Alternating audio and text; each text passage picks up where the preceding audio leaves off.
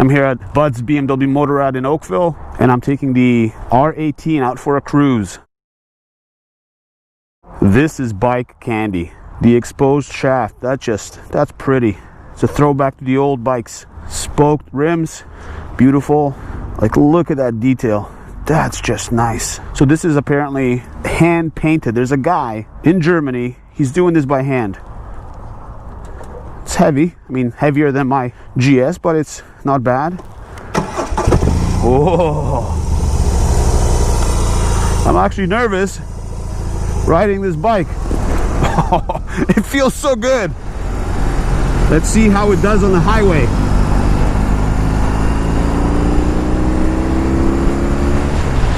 You got zero wind protection, obviously.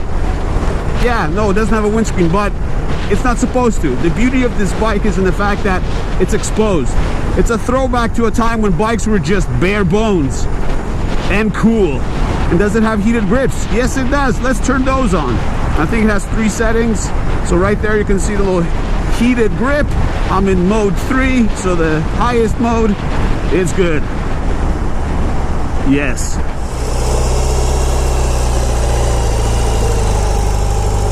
And we're gonna stop at Sturgis.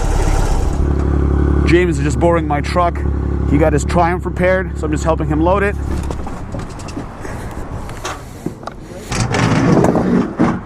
All right, so you're good?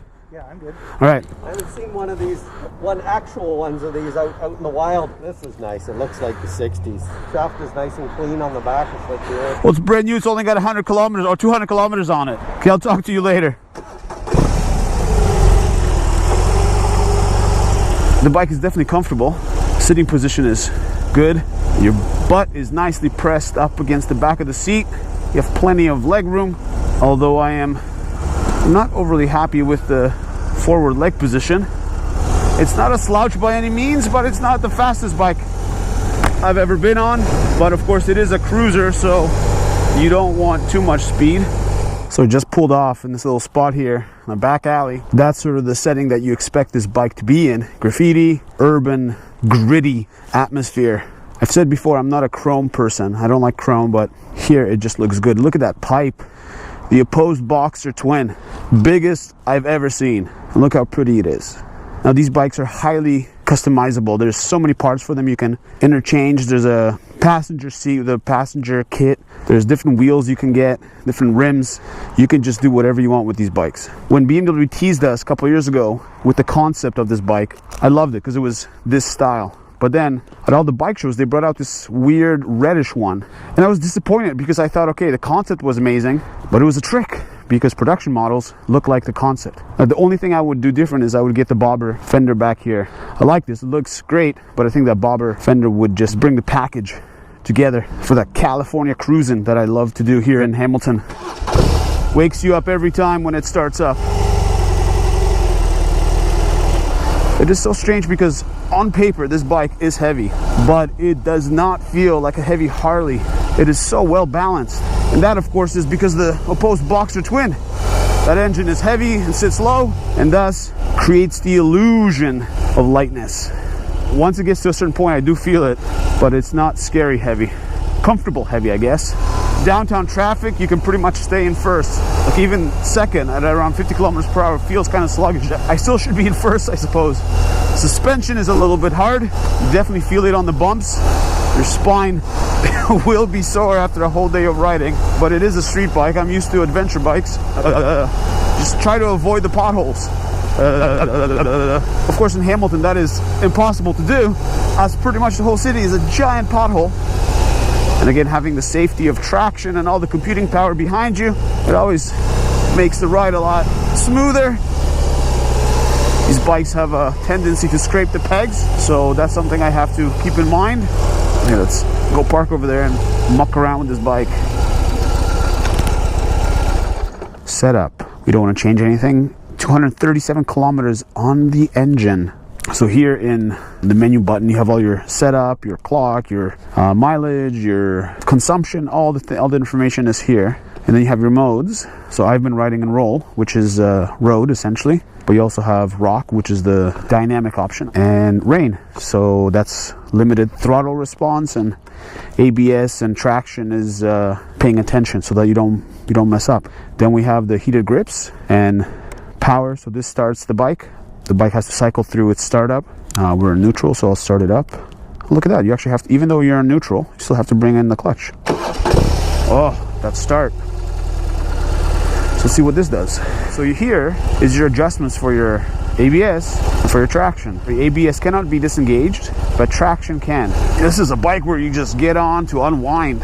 All the stress, COVID and everything, it just melts away. And that's the other thing. COVID has, as some of you are aware of, is around. It's happening right now, and that has made me put on a few pounds. Maybe this is why I like the bike. I got old, I got fat, and this bike fits. I just kid. I kid.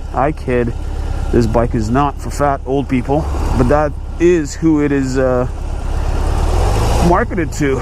Old guys with disposable income. So that's almost me. I got the old part right. Disposable income, not so much. And I know I've said I wouldn't take this for a long ride, but I think this sort of a bike makes you slow down, makes you take the back roads. So a long ride would be okay on this motorcycle as long as you're giving yourself the time. Because this is a bike you want to cruise at this speed. You're not just bombing through kilometers on an expressway, you're enjoying the ride, and that's what this bike excels at, because it just makes you want to slow down. Your life's too fast, and you got to slow down once in a while.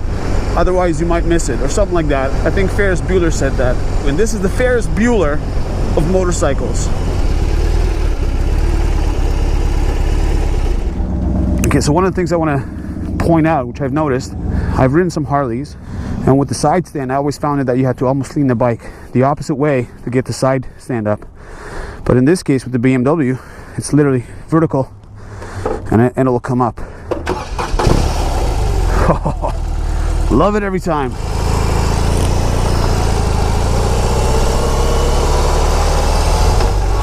Let's check out the brakes. On a dime. I'll do another brake test as well as I can because we're in traffic. I'll give myself a little bit of space. Oh yeah, ABS kicked in. It's good. I even love the detail of this BMW logo decal thing. It's not glued on, it's actually screwed on like in the old days, just not too far back. After 45, not before 45. Let's not talk about that. Negatives, 3 things come to mind. So the first thing is my leg position. My legs are up high in front of me, so lifting my leg up is a little bit of a chore, especially with the little COVID gut that I got going on now. 2 is my boots are directly underneath the cylinder heads. So when I'm looking for the brake, I keep tapping the underside of the cylinder.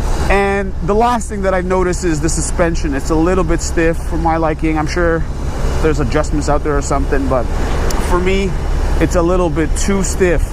Okay, so the last thing I've sort of forgotten to do was put it in rock mode. So I'll do that now. Whoa! Definitely when you put it in rock, it's a different beast. Oh my. Oh! Enough of this hooliganism. Let's take it off rock mode because I definitely belong in the roll. But here it is. The end of my ride. If you're in the market for a BMW motorcycle, come check out Budds BMW Motorrad. They're one of the last purely Motorrad dealerships. Everybody else is, combining brands. These guys are purists. They love these bikes and they know these bikes.